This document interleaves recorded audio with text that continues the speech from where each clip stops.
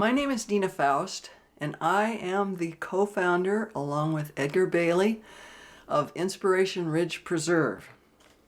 In 1993, thinking about retirement, both Ed and I were wondering what we really wanted to do. We took a trip down to the lower 48 and decided we were going to stay in Homer. And with that, we decided to explore the possibility of buying the homestead next door. So we contacted the homesteaders, the Aldridges, and went down and visited with them and came to an agreement to purchase it in 1993.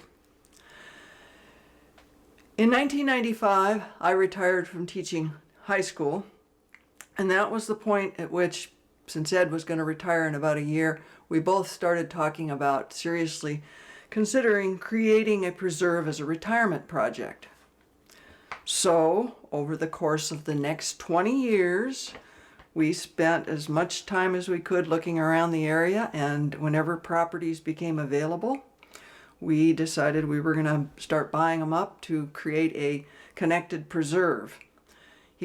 Ed was very fortunate in that he had inheritances that he got from his aunts and uncles and parents.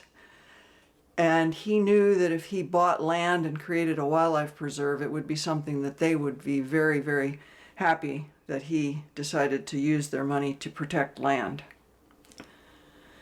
Both of his uncle and his father were geologists and loved the outdoors, so it was kind of a legacy that they passed on to him.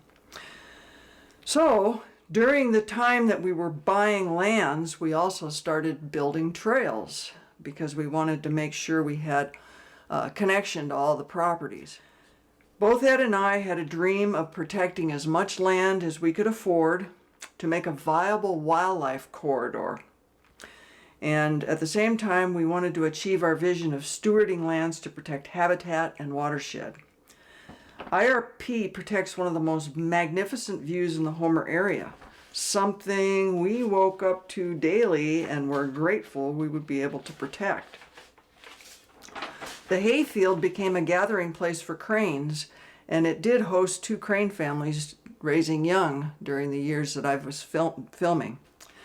Now, with all the work that's gone into the preserve, I really appreciate the connections that it provides for the future.